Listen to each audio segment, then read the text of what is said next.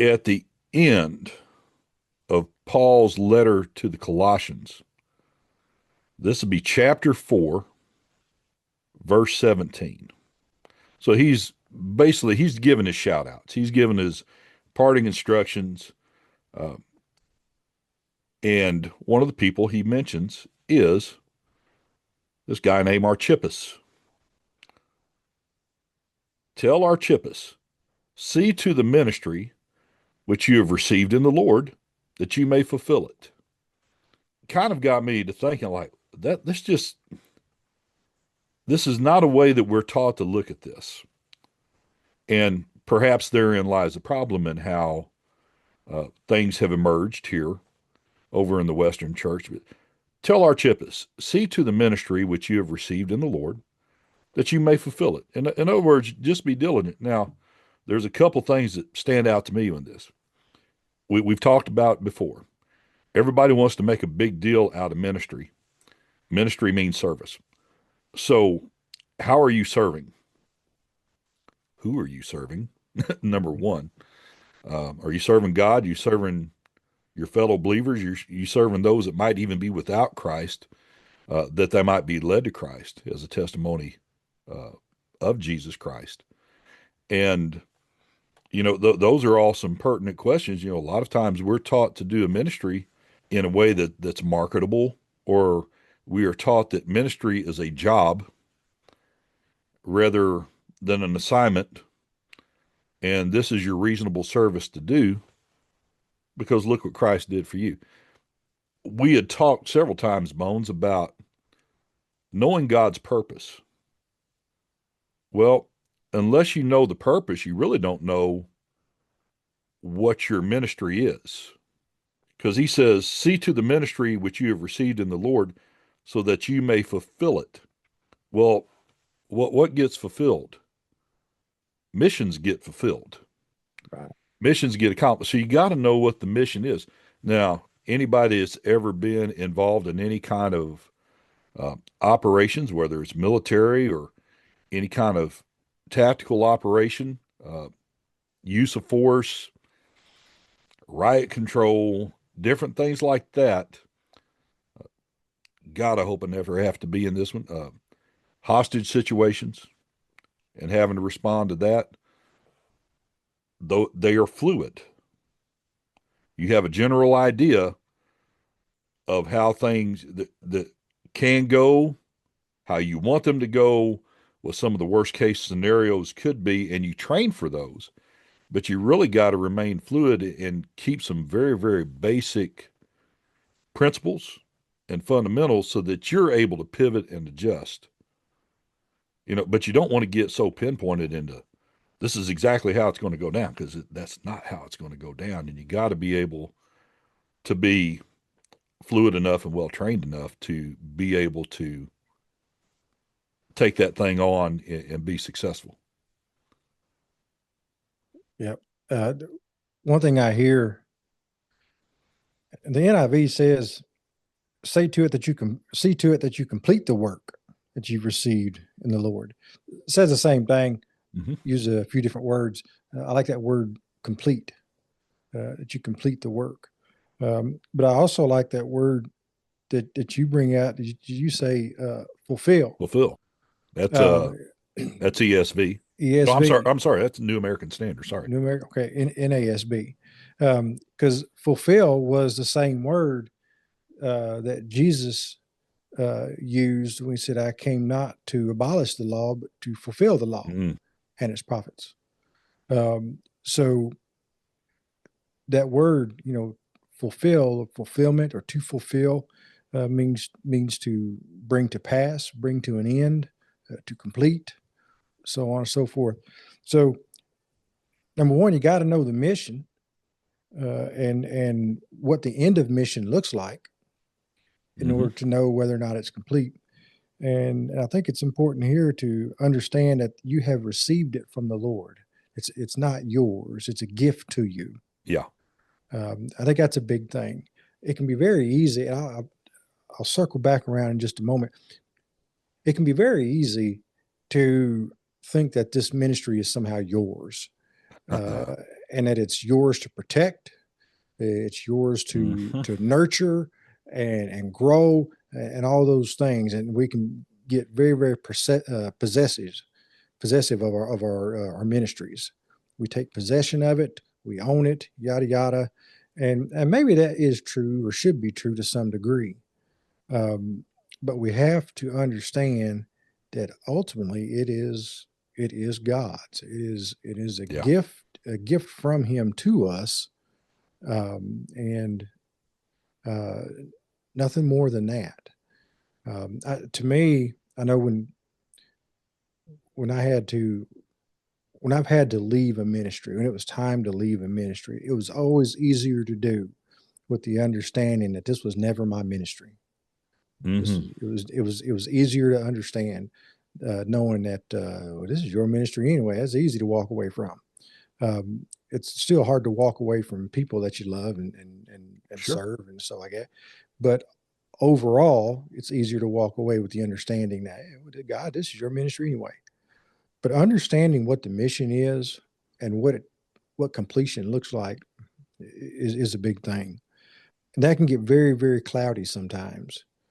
Um, Oftentimes, we'll get confused with uh, the mission statement and what end of mission looks like, the commander's intent. We'll confuse all of that stuff with execution. Uh, Yeah. Yeah. See, the plan or the execution is not the mission itself. That's just the way that we perceive we're going to accomplish this thing. But the plan can change. And even though plans change and the execution of that plan may change, because like you said a while ago, it's fluid, the mission itself doesn't. Hmm. And understanding that mission statement, understanding the commander's intent and what the end of mission looks like, um, will help you to, I think, to me, helps when the plan changes. It helps you to keep from staying locked into a plan, especially a plan that's tanking.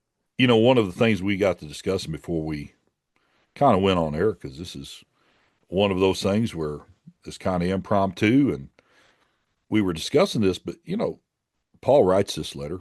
Paul's writing this letter in particular in prison. Right. Philippians, he's writing in prison in Rome, and he gets to talking about, I've run the race, I've finished my course in some of these letters. He's like, I know I've completed what God's called me to do. In Philippians, he's like, they could kill me, they could not kill me, and either Mm-hmm. one I win.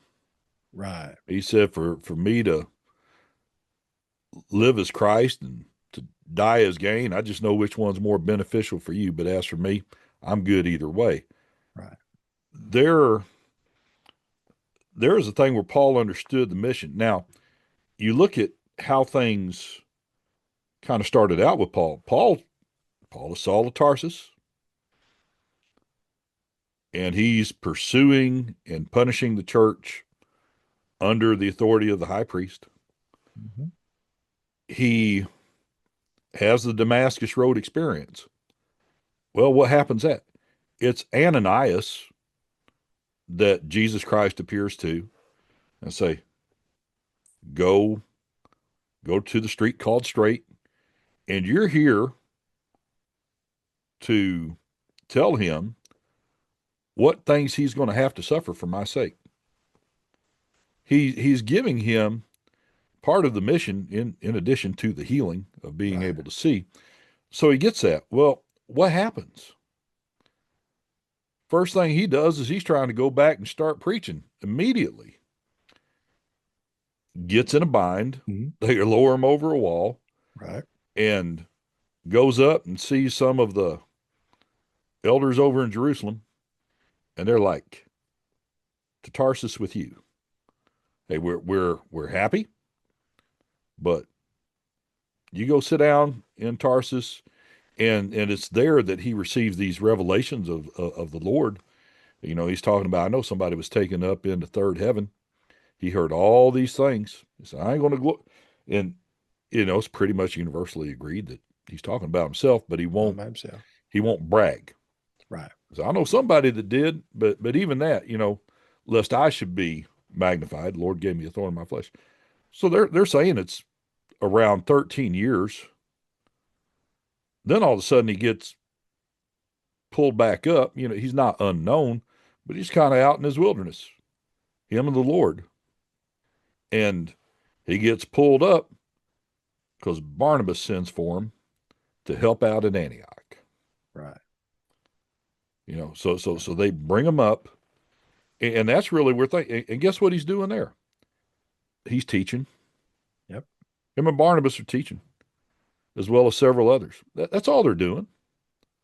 This is not the Apostle Paul. Still called to be an apostle he said, from my mother's womb. Right. I'm called to be an apostle. It ain't looking like that. Then they're praying, they're fasting, and then he says, separate Barnabas and Saul for the work that I have assigned for them. So now they're going out on this mission, the big mission. And they do a missionary trip. And guess what? They come back. And guess what? They're teaching.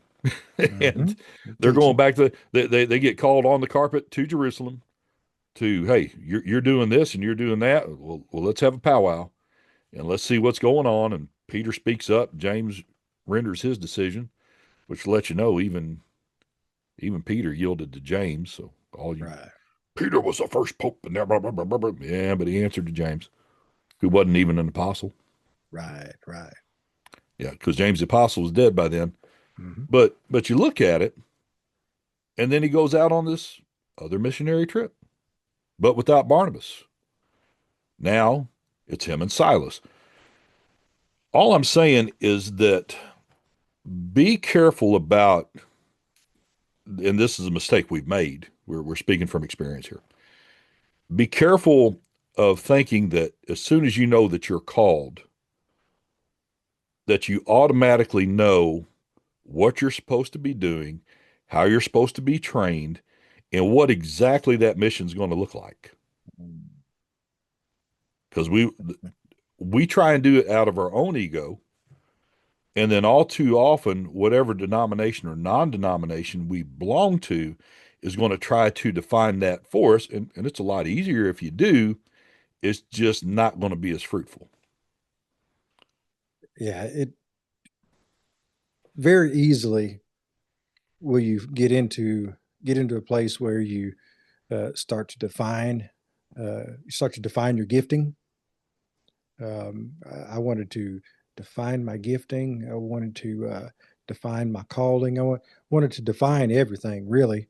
And honestly, if I had something defined, if and really a definition was just a way to establish parameters. Uh, if I had something defined, then I knew I kind of had in my own mind. I had some kind of knowing or a way of knowing who I am, what I'm supposed to be doing, the who, what, when, where, and why.